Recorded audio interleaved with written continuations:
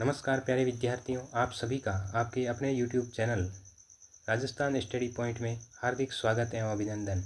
आज हम इस वीडियो में राजस्थान में आयोजित होने वाली राजस्थान अध्यापक पात्रता परीक्षा यानी कि रीट 2025 की प्री एग्ज़ाम को ध्यान में रखते हुए एक महत्वपूर्ण प्रश्नोत्तर सीरीज लॉन्च की है। इस प्रश्नोत्तर सीरीज में मनोविज्ञान विषय से रिलेटेड एक नया टॉपिक है राष्ट्रीय शिक्षा नीति 2020। इससे संबंधित जो भी महत्वपूर्ण प्रश्न थे, जो भी महत्वपूर्ण प्रश्न थे, उन सभी प्रश्नों को हमने इस सीरीज में सम्मिलित किया है। इस सीरीज में हमने कम से कम 30 प्रश्नों को सम्मिलित किया है जो मोस्ट इम्पोर्टेंट है, एग्ज़ाम पॉइंट ऑफ व्यू से वेरी इम्पोर्टेंट जितने भी क्वेश्चन थे वो हमने इस सीरीज़ में सम्मिलित किया है।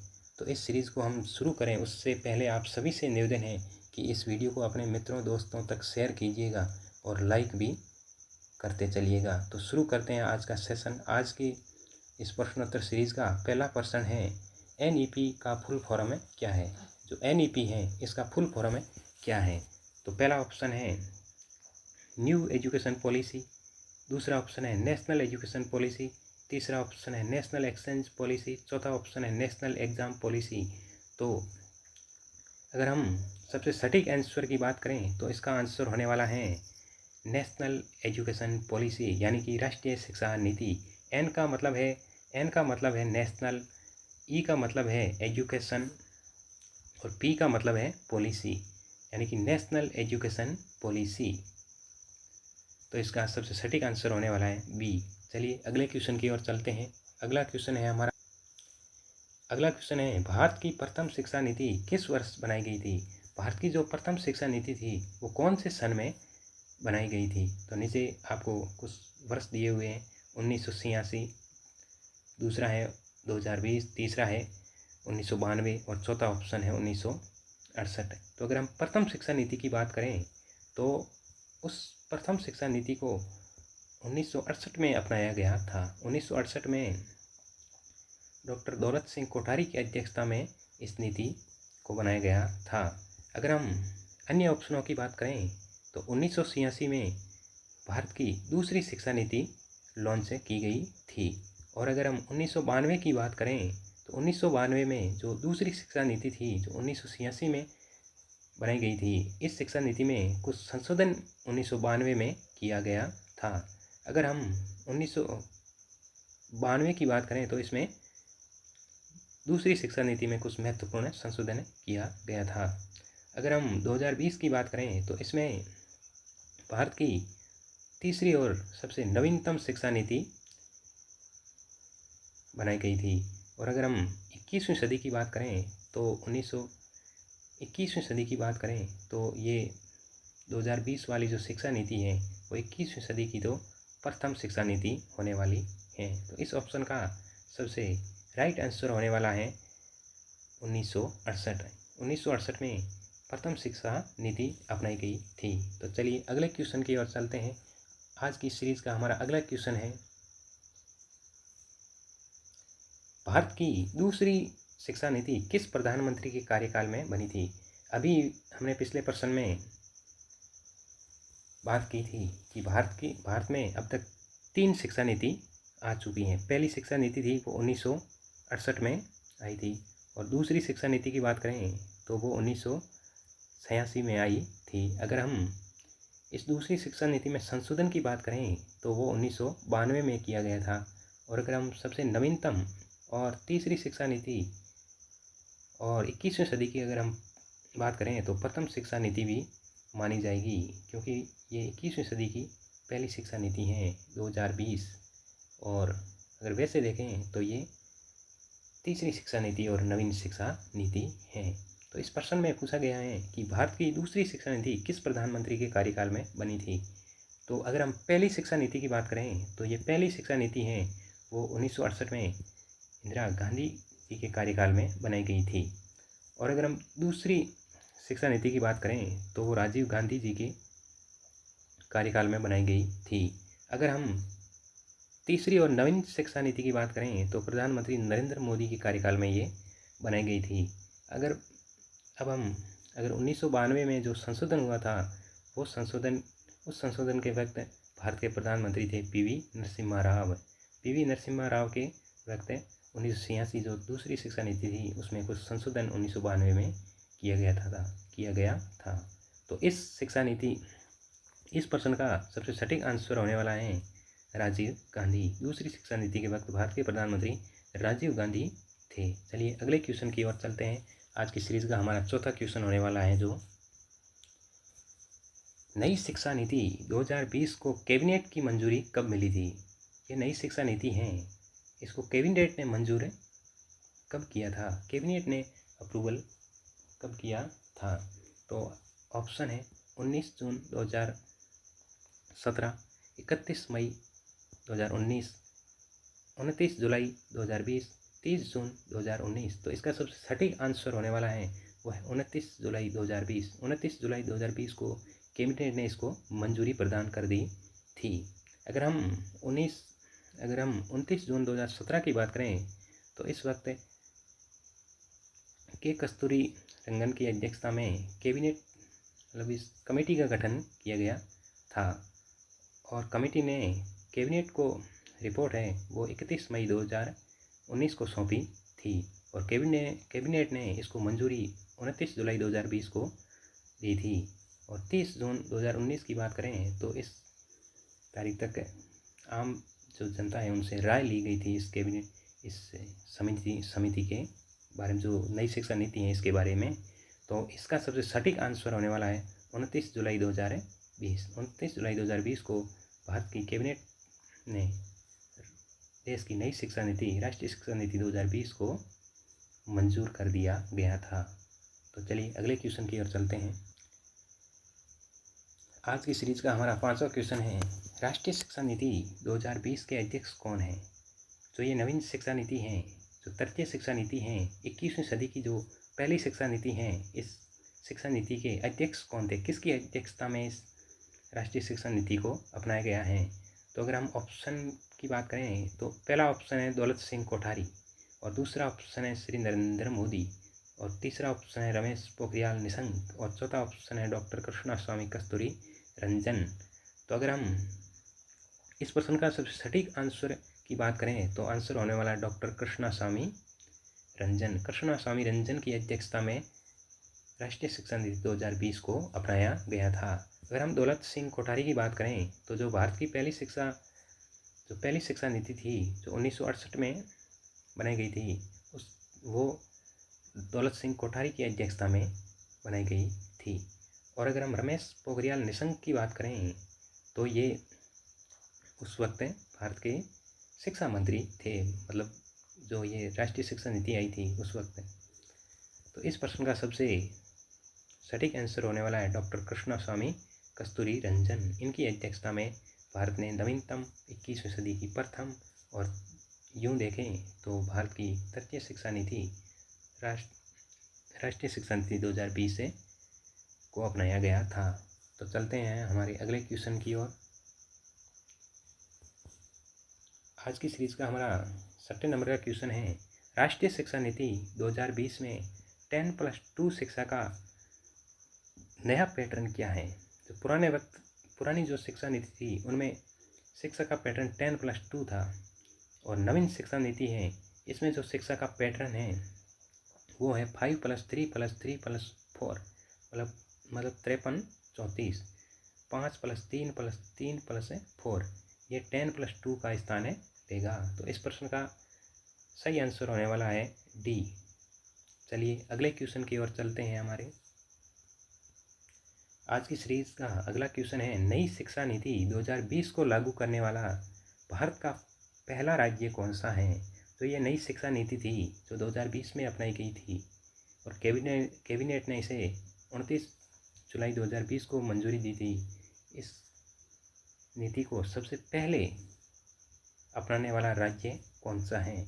तो नीचे ऑप्शन है कर्नाटक, दूसरा ऑप्शन है केरल, तीसरा ऑप्शन है राजस्थान, चौथा ऑप्शन है उत्तराखंड। तो इन ऑप्शनों में अगर हम बात करें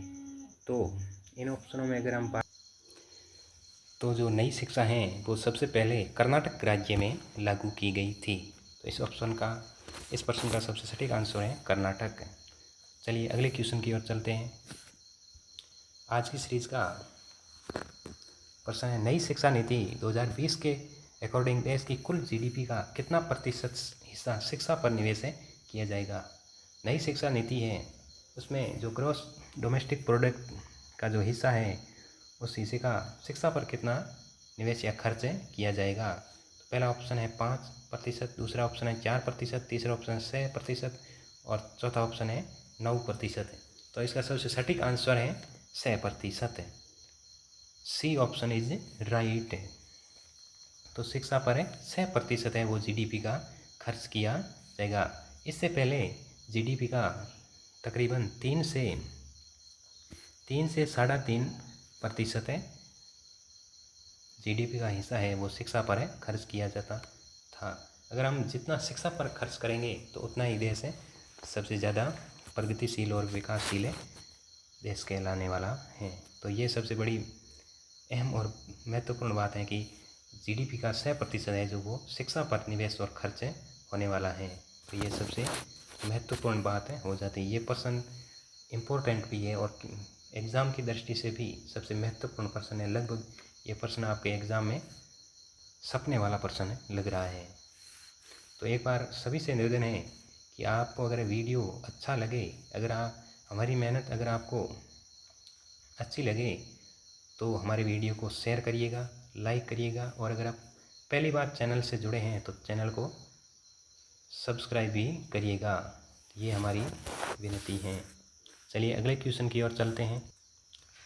नई शिक्षा नीति 2020 के अंदर कितनी आयु वर्ग तक के बच्चों को शिक्षा के अधिकार कानून 2009 के अंदर रखा गया है। जो नवीन शिक्षा नीति है इसमें किस आयु वर्ग के बच्चों को सम्मिलित किया गया है। तो पहला ऑप्शन है 6 से 14 वर्ष, दूसरा ऑप्शन है 3 से 18 वर्ष, तीसरा ऑप्शन है 5 से 18 वर्ष और चौथा ऑप्शन है 6 से 18 वर्ष।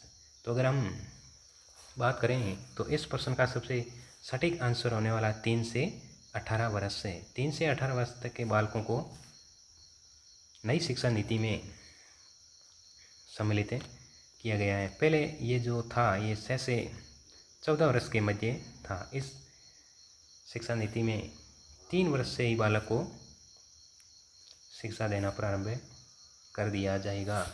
तो इस प्रश्न का सबसे सटीक आंसर है 3 से 18 वर्ष है। इस 3 से 18 वर्ष आयु का अगर हम नेक्स्ट क्वेश्चन में भी बात करेंगे, इसके अलग अलग चरण हैं, उन चरणों की भी हम बातें करने वाले हैं। तो इसका आंसर है 3 से 18 वर्ष। चलिए अगला क्वेश्चन है। आज की सीरीज का अगला क्वेश्चन है, पाठ्यक्रम को छात्रों के संज्ञानात्मक विकास के अनुसार 4 चरणों में विभाजित किया गया है। इसका सही अनुक्रम क्या होगा। हमने पिछले क्वेश्चन में भी बात की थी कि इसे 3 से 18 वर्ष की जो आयु है इसको इस शिक्षा नीति में 4 चरणों में विभाजित किया है। तो इस 4 चरणों में सबसे सटीक मतलब सीक्वेंस के अकॉर्डिंग कौन सा ऑप्शन है वो सही होने वाला है। पहला ऑप्शन है प्रारंभिक चरण, मध्य चरण, माध्यमिक चरण, मूलभूत चरण। दूसरा ऑप्शन है मूलभूत चरण, प्रारंभिक चरण, मध्य चरण, माध्यमिक चरण। तीसरा ऑप्शन है माध्यमिक चरण, मध्य चरण, प्रारंभिक चरण, मूलभूत चरण। चौथा ऑप्शन है प्रारंभिक चरण, मध्य चरण, माध्यमिक चरण और मूलभूत चरण। अगर हम इन चरणों की बात करें तो जो नई शिक्षा नीति है उसके अकॉर्डिंग अगर हम देखें तो 3 से जो 8 वर्ष की एज है, 3 से 8 वर्ष की एज है, इस एज को मूलभूत या बुनियादी आयु माना जाता है। तो अगर हम ऑप्शन के अकॉर्डिंग बात करें तो मूलभूत चरण जो सबसे पहले आएगा वो ऑप्शन सबसे राइट होगा। इसमें मूलभूत चरण नहीं है तो ये प्रश्न तो हो नहीं सकता, इसका आंसर हो नहीं सकता। इसमें भी नहीं है, इसमें भी नहीं है, तो कौन सा हुआ, बी। तो इस प्रश्न का सबसे सटीक आंसर है मूलभूत चरण, उसके बाद आएगा प्रारंभिक चरण, उसके बाद आएगा मध्य चरण और उसके बाद आएगा माध्यमिक चरण। मूलभूत चरण की बात करें तो इसमें 3 से लेकर के 8 वर्ष के आयु वर्ग के बच्चों को सम्मिलित किया गया है। और इसमें बात करें तो 8 से लेकर के 11 वर्ष के आयु वर्ग के बालकों को प्रारंभिक चरण में सम्मिलित किया गया है। अगर हम मध्य चरण की बात करें तो इसमें 11 से लेकर के 14 वर्ष की आयु तक के बच्चों को सम्मिलित किया गया। और माध्यमिक चरण की बात करें तो इसमें 14 से लेकर के 18 वर्ष तक के आयु वर्ग के बालकों को सम्मिलित किया गया है। अगर हम मूलभूत चरण की बात करें तो इसको भी 2 पार्टों में डिवाइड किया जाता है। इसका जो पहला चरण है वो 3 से 6 वर्ष आयु वर्ग के बालकों का होगा और उन आयु वर्ग के जो बालक हैं उन्हें आंगनवाड़ी या बाल वाटिका के माध्यम से शिक्षा दी जाएगी और बाद के जो 6 से 8 वर्ष हैं उन्हें पहली से दूसरी कक्षा के अंदर अध्ययन करवाया जाएगा। प्रारंभिक चरण की बात करें तो इसमें तीसरे, चौथे और 5वीं के बालक आने वाले हैं और जो मध्य चरण की बात करें तो इसमें 6ठी, 7वीं, 8वीं के बालक आने वाले हैं और माध्यमिक चरण की बात करें तो इसमें 9th, 10th और 11th, 12th के बच्चे आने वाले हैं। तो इस प्रकार इस प्रश्न का सबसे सटीक आंसर है मूलभूत चरण, प्रारंभिक चरण, मध्य चरण और माध्यमिक चरण। तो ये आपके कॉन्सेप्ट भी क्लियर हो गया होगा कि नवीन शिक्षा नीति के कौन कौन से चरण हैं और आपने पहले भी पढ़ा होगा तो ये आपके रिवाइज भी हो गया है, इसलिए इस ऑप्शन का सबसे सटीक आंसर है बी। चलिए अगले क्वेश्चन की ओर चलते हैं। आज की सीरीज़ का हमारा अगला क्वेश्चन होने वाला है, नई शिक्षा नीति 2020 में मानव संसाधन विकास मंत्रालय को क्या नाम दिया गया है। यानी कि जो हमारी नवीन शिक्षा नीति आई थी 2020 में, उस नवीन शिक्षा ने मानव संसाधन विकास मंत्रालय है इसका नाम परिवर्तन कर दिया गया था, अर्थात इसने इसका नाम चेंज कर दिया था। तो वो चेंजिंग नाम कौन सा है? पहला ऑप्शन देखें तो विकास मंत्रालय, दूसरा ऑप्शन देखें तो शिक्षा मंत्रालय, तीसरा ऑप्शन देखें तो नया शिक्षा मंत्रालय, चौथा ऑप्शन देखें तो उच्च शिक्षा मंत्रालय। तो इसका सबसे सटीक आंसर होने वाला है शिक्षा मंत्रालय। जो नवीन शिक्षा नीति है 2020 की 21वीं सदी की जो प्रथम शिक्षा नीति है, और यूँ देखें तो तीसरी शिक्षा नीति ने इस जो मानव संसाधन विकास मंत्रालय है इसका नाम परिवर्तन करके शिक्षा मंत्रालय कर दिया गया है। ये जो मानव संसाधन विकास मंत्रालय है ये नाम 1986 में जो दूसरी शिक्षा नीति आई थी, दूसरी शिक्षा नीति में इन्होंने मानव संसाधन विकास मंत्रालय नाम रखा था।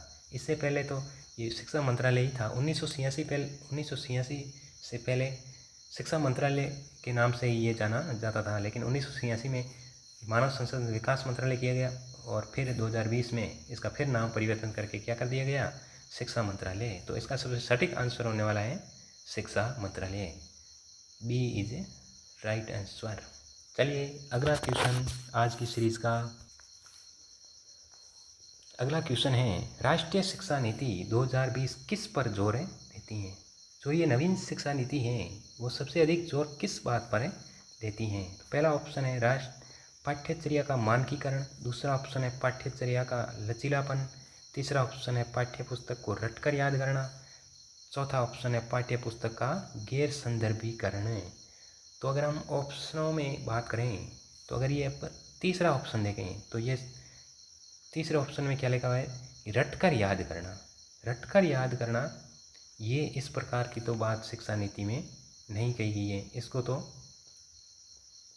पहले से ही खारिज कर दिया है कि शिक्षा है वो रटन पद्धति पर आधारित नहीं होनी चाहिए। शिक्षा है वो ABL एक्टिविटी बेस्ड लर्निंग होनी चाहिए, यानी गतिविधि के माध्यम से बच्चों को शिक्षा देनी चाहिए।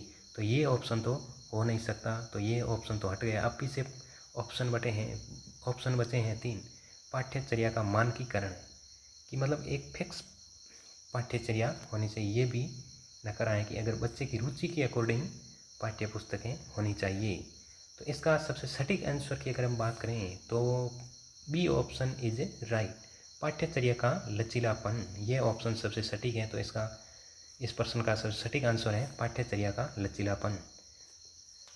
चलिए अगले क्वेश्चन की ओर चलते हैं। अगले क्वेश्चन की ओर चलें उससे पहले आप सभी से निवेदन है कि अगर आपको ये वीडियो अच्छा लगे तो इस वीडियो को शेयर करिएगा और वीडियो को लाइक भी करिएगा। अगर आपने पहले भी पढ़ा है तो ये आपके एक यूँ मानो कि ये आपके रिवाइज हो जाएगा टॉपिक है। चलिए अगले क्वेश्चन की ओर चल। अगला क्वेश्चन है, राष्ट्रीय शिक्षा नीति 2020 के अकॉर्डिंग विद्यालयों में मूल्यांकन का अभिरूप होना चाहिए। जो नई शिक्षा है इसके अकॉर्डिंग विद्यालयों में जो मूल्यांकन का तरीका है वो किस प्रकार होना चाहिए, उसका रूप कैसा होना चाहिए। पहला ऑप्शन है योगात्मक एवं रचनात्मक, दूसरा ऑप्शन है रचनात्मक व योगात्मक, तीसरा ऑप्शन है अधिगम रटकर याद करना, चौथा ऑप्शन है लचीले उपागम कठोर मानकीकृत परीक्षण। तो अगर आप ऑप्शनों के अकॉर्डिंग आप जाओगे तो तीसरे ऑप्शन में आया रटकर याद करना।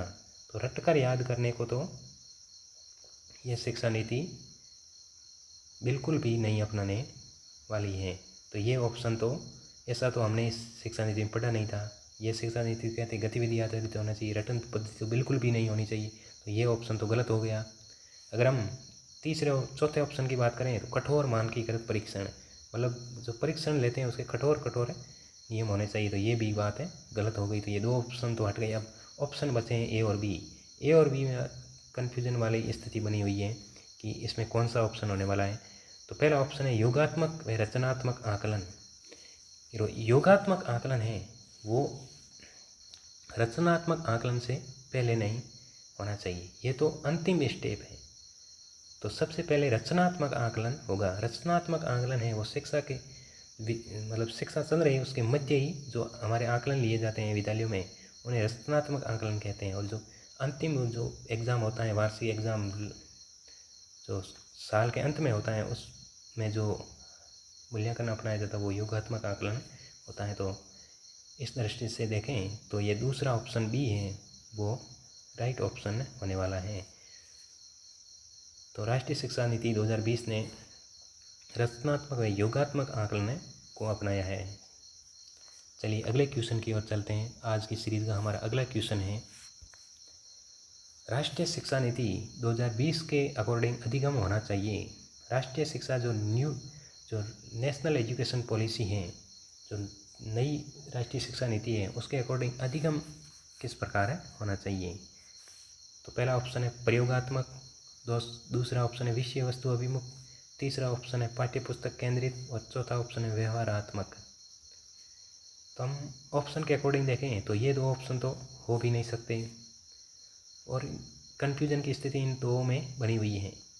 तो अगर हम देखें तो शिक्षा है वो गतिविधि आधारित होनी चाहिए। तो इसका सबसे सटीक आंसर है वो ए ठीक है बैठता है। तो इस प्रश्न का सबसे सटीक आंसर होने वाला है प्रयोगात्मक शिक्षा। वीडियो में आगे बढ़ें उससे पहले आप सभी से निवेदन है कि अगर हमारी मेहनत सही दिशा में है तो आप इस वीडियो को लाइक एंड शेयर करना ना भूलें। अगर आप नए हैं तो चैनल को सब्सक्राइब भी कीजिए। चलिए अगले क्वेश्चन की ओर चलते हैं। अगला क्वेश्चन है, राष्ट्रीय मूल्यांकन परख का उद्देश्य क्या है। जो परख है उसका क्या उद्देश्य है। राष्ट्रीय शिक्षा नीति राष्ट्रीय मूल्यांकन परख का उद्देश्य है। अगर हम परख की बात करें तो इस परख की अगर हम बात करें तो फुल फॉर्म हिंदी में अगर बात करें तो इसका होने वाला है प्रदर्शन मूल्यांकन, समीक्षा और समग्र विकास के लिए ज्ञान का विश्लेषण। अगर हम इंग्लिश में इस पी की बात करें तो इस पी का मतलब होता है परफॉर्मेंस, ए का मतलब होता है असेसमेंट, आर का मतलब होता है रिव्यू और ए का मतलब होता है एनालिसिस और के का मतलब होता है नॉलेज और एच का मतलब होता है होलिस्टिक डेवलपमेंट। तो इस प्रकार इस परख की फुल फॉर्म हुई performance assessment review and analysis of knowledge for holistic development. तो इसके क्या उद्देश्य हैं, ये क्यों अपनाया गया। तो सबसे पहला ऑप्शन है बोर्ड परीक्षा के लिए प्रश्न पत्र सेट करना, दूसरा ऑप्शन है प्रश्न पत्र सेट करना और परीक्षा आयोजित करवाना, तीसरा ऑप्शन है यूजीसी के लिए प्रश्न पत्र सेट करना और चौथा ऑप्शन है मानदंड मानक और दिशा निर्देश निर्धारित करना। तो इसका सबसे सटीक आंसर है डी। राष्ट्रीय मूल्यांकन परख का उद्देश्य है मानदंड मानक और दिशा निर्देश निर्धारित करना। ये कार्य इसके नहीं है, ये भारतीय एजेंसियों के काम है। तो इसका सबसे सटीक आंसर है डी। चलिए अगले क्वेश्चन की ओर चलते हैं। आज की सीरीज का हमारा नेक्स्ट क्वेश्चन, NEP 2020 के अकॉर्डिंग ABC का फुल फॉर्म क्या है। जो हमारी राष्ट्रीय शिक्षा नीति है उसके अकॉर्डिंग ABC है, उसका फुल फॉर्म क्या है। पहला ऑप्शन है एकेडमिक बैंक ऑफ क्रेडिट, दूसरा ऑप्शन है एनालिसिस बोर्ड ऑफ काउंसिल, चौथा ऑप्शन है उपयुक्त दोनों और डी ऑप्शन इसमें है इनमें से कोई नहीं। तो इस ABC की फुल फॉर्म है एकेडमिक बैंक ऑफ क्रेडिट। ए का मतलब है एकेडमिक, बी का मतलब है बैंक और सी का मतलब है कार्ड। ये प्रश्न वेरी वेरी इम्पोर्टेंट है और ये परीक्षा में आने की पूरी संभावनाएं हैं। तो इसका सबसे सटीक आंसर है ए। चलिए अगले क्वेश्चन की ओर चलते हैं। अगला क्वेश्चन है, राष्ट्रीय शिक्षा नीति 2020 पूरे देश के लिए प्राथमिक स्तर पर किस भाषा को निर्देश के माध्यम से प्रस्तावित करती है। जो ये राष्ट्रीय शिक्षा नीति है, इसमें प्राथमिक स्तर के बालक हैं, उनको पढ़ाने के लिए, उनको अध्ययन और अधिगम करवाने के लिए कौन सी भाषा को प्रयोग में लेने के लिए सलाह देती है। तो पहला ऑप्शन है संस्कृत, दूसरा ऑप्शन है हिंदी, तीसरा ऑप्शन है इंग्लिश, चौथा ऑप्शन है मातृभाषा। तो ये राष्ट्रीय शिक्षा 2020 है, वो प्राथमिक स्तर के बालकों को मातृभाषा में, मातृ यानी माँ की लोकल लैंग्वेज है, स्थानीय भाषाएं जो बालक समझ सकता है, उस भाषा में अधिगम करवाने का निर्देश देता है। तो इस प्रश्न का सबसे सटीक आंसर है मातृभाषा।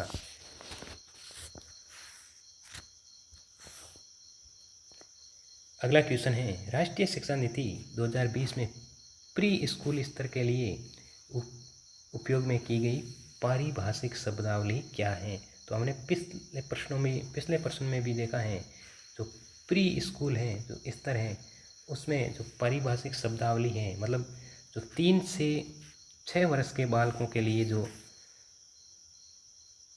अपनाई गई है, वो है बाल वाटिका के अंतर्गत है।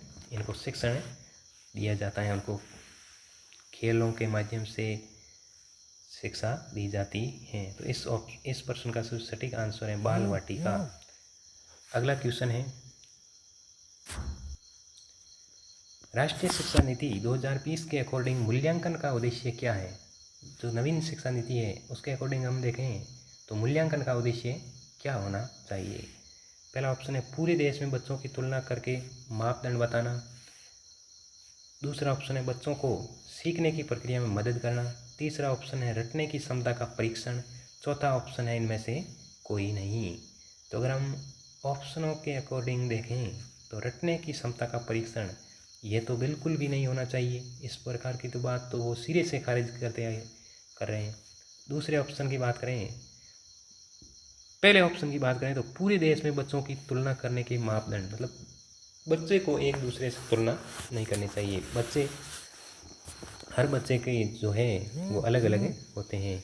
बच्चों को सीखने की प्रक्रिया में मदद करना, हाँ ये ऑप्शन इज राइट। बच्चों को सीखने की प्रक्रिया में मदद करना, ये राष्ट्रीय शिक्षा नीति का उद्देश्य। इन ऑप्शनों के अकॉर्डिंग सबसे सटीक आंसर है बी, बच्चों को सीखने की प्रक्रिया में मदद करना। नेक्स्ट क्वेश्चन है, अगला क्वेश्चन हमारी आज की सीरीज का, राष्ट्रीय शिक्षा नीति 2020 क्या सिफारिश करती है। राष्ट्रीय शिक्षा नीति है वो क्या सिफारिश करती है। एक भाषावाद, बहुभाषावाद, पाठ्यक्रम का मानकीकरण, उपयुक्त में से कोई नहीं। तो ये है, ये बहुभाषावाद पर सिफारिश करती हैं कि जो बच्चा है उसे सबसे पहले तो अपनी मातृभाषा में सिखाना चाहिए, उसके बाद लैंग्वेज में, उसके बाद जो फॉरेन विदेशी भाषा है उसके बाद में, मतलब ये बहुभाषा पर जोर देता है। तो इसका सबसे सटीक आंसर है बी। चलिए अगले क्वेश्चन की ओर। सेशन थोड़ा लंबा हो रहा है, 10 क्वेश्चन और बचे हैं, फटाफट करते हैं। चलिए अगला क्वेश्चन है, राष्ट्रीय शिक्षा नीति 2020 में छात्र और शिक्षक का अनुपात है क्या रखा गया है।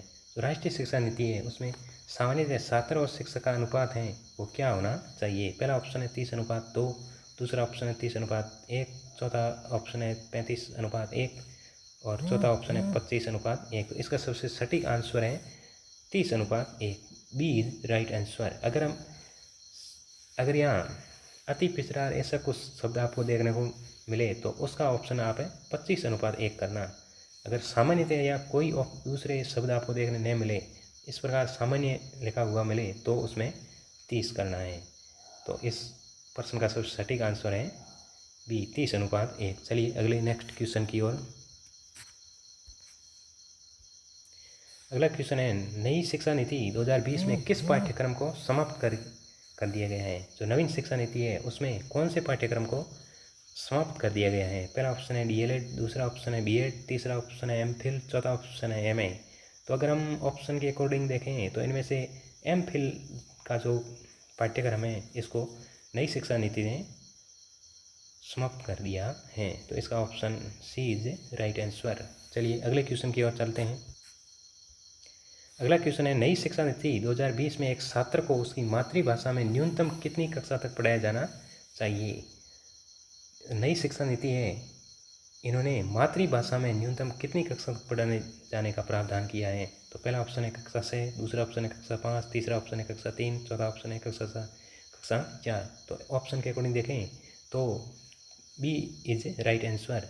कक्षा 5 तक बालक को उसकी मातृभाषा, उसकी मदर टंग जो लोकल लैंग्वेज है उसके अकॉर्डिंग उसको शिक्षा दी जानी चाहिए। अगर ज़रूरत पड़े, अगर ज़रूरी हो, अगर आपको ऐसा लगे तो उसको कक्षा 8 तक भी शिक्षा दी जा सकती, ऐसा नई शिक्षा नीति में प्रावधान किया है। इस प्रश्न का सबसे सटीक आंसर है बी, कक्षा 5। चलिए नेक्स्ट क्वेश्चन की ओर चलते हैं।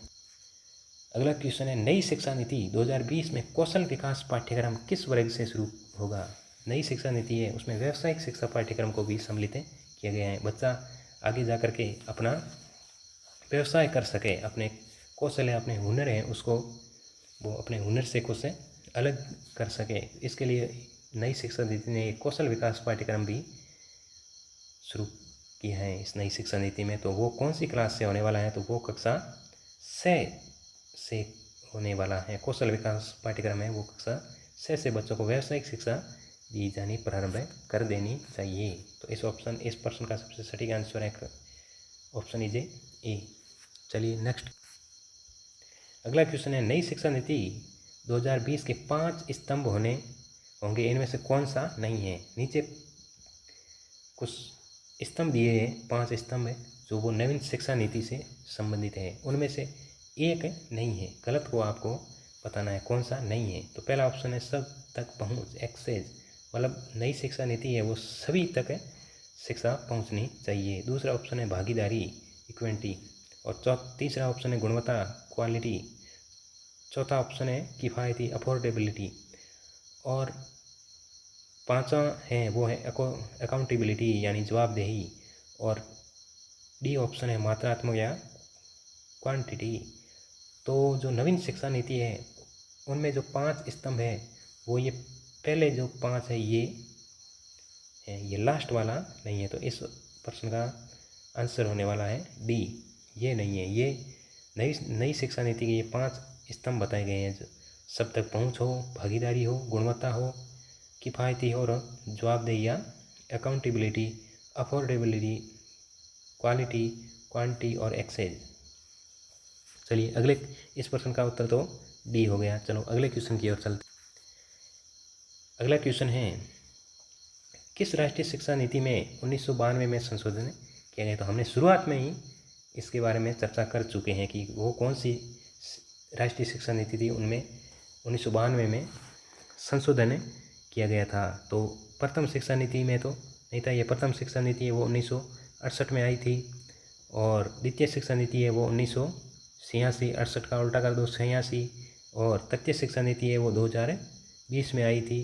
तो ये संशोधन है, ये दूसरी शिक्षा नीति 1986 जो राजीव गांधी जी के समय आई थी, और उसमें संशोधन 1992 में पीवी नरसिम्हा राव जी के कार्यकाल में किया गया था। तो इस प्रश्न का सटीक आंसर है द्वितीय शिक्षा नीति, जिसमें संशोधन 1992 में किया गया था। चलिए अगले क्वेश्चन की ओर। अगला क्वेश्चन है, ऑपरेशन ब्लैक बोर्ड नामक कार्यक्रम किस वर्ष लागू किया गया था। ऑपरेशन ब्लैक बोर्ड कार्यक्रम है वो कौन से वर्ष में लागू किया गया था। पहला ऑप्शन है 1987 से 90, दूसरा ऑप्शन है 87 से 88, और तीसरा ऑप्शन है 2005 से 6, और चौथा ऑप्शन है 1987 95। तो इसका सबसे सटीक आंसर होने वाला है 1987 से 88 के मध्य ब्लैक बोर्ड नामक कार्यक्रम है लागू किया गया था। चलिए अगले क्वेश्चन की ओर चलते हैं। आज अगला क्वेश्चन है, भारत के शिक्षा मंत्रालय के पहले शिक्षा मंत्री कौन थे।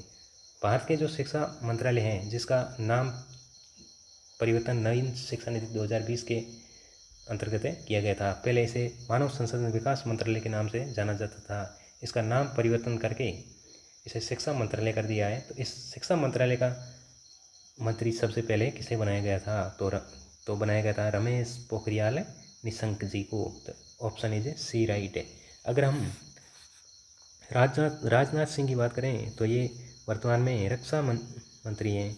अमित शाह है वो गृह मंत्री, और जो वो सहकारिता मंत्री हैं। द्रौपदी मुर्मू जी की बात करें तो ये भारत की महामहिम राष्ट्रपति जी हैं। शिवराज सिंह चौहान की बात करें तो ये भारत की कैबिनेट में कृषि मंत्री हैं।